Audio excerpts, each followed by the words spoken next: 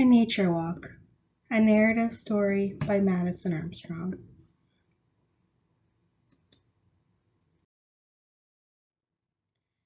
The air whispers secrets in a language I do not yet understand.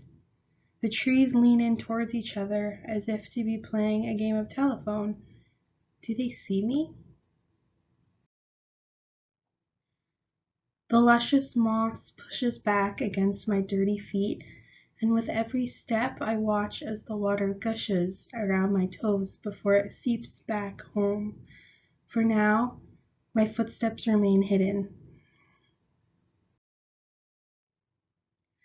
I walk an unbeaten path and feel overstimulated by the mere presence of such life. My heart skips a beat as I watch everyone coexist and question if I should be taking notes. How can one argue Times Square even compares? Although the sun rests on top a porous gray blanket, I can feel its warm kiss on my untouched skin. Above me, I bear witness a flock of singing geese announcing their return home for the season. I ask myself if they will find peace or despair upon their arrival home. I feel the buzzing and humming of the community around me as I continue to gently push through dew-covered branches, taking care to not disturb anyone. I am only a spectator here, and I mustn't alert them of my seeming dominant, destructive presence.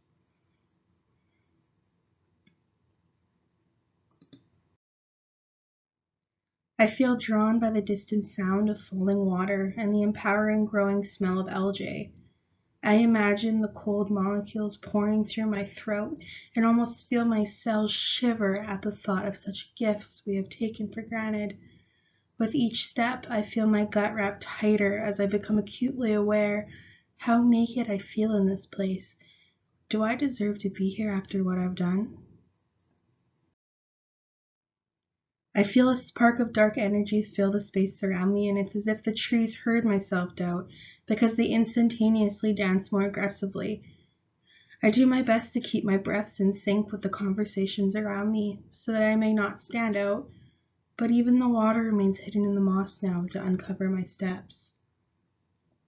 I hear a voice whisper in the cold air above me, telling me that I've been discovered. I squeeze my eyes shut in fear of what happens next, but I can already feel their hands on my spirit as I'm plucked from my dream. Demons entrap even my most isolated thoughts, where I hope of hope. My demons never forget to remind me that I live in a world of despair and heartbreak, and broken homes and crooked monsters of wealth. They heckle me with tales of climate disasters and play slideshows of Australia's most scorched on replay. They tell me that recycling my bottles and cans will not make a difference, and even if I attempted to rally up my neighborhood, we still would not fix the world in 30 years. I felt privy to their tales of failure and struggle to remember the success we have achieved along the way. They remind me that the air will one day suffocate us, and that when that day comes, the earth will begin again without us. They insist there is nothing we can do about the earth's cycles, and this is the earth's way of being. The ones who profit in our demise are those with the power to save us from earth's new beginning. My demons sing of our ungratefulness for what was first given to us, and they boast about the earth's victories against us as if it were plucking us off in a series of unfortunate global disasters. Are we being punished for our wrongdoings? I find myself fighting tirelessly to push dynamic chance outside my mind in hopes of quickening my transcendence back into the green scene.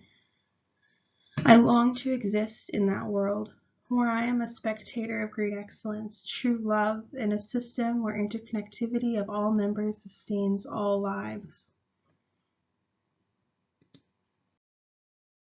I long to return to the forgiving nature of my land. I ache in the absence of our connections. I suffer in a world of individuality and agendas.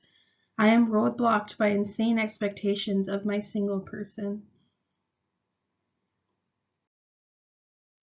With great effort, I place another barrier between me and the horrors of my demons. I return to a place not too far from where I am now, a place where true reconciliation has been returned through love, reciprocity, and reconciliation with all of our peoples.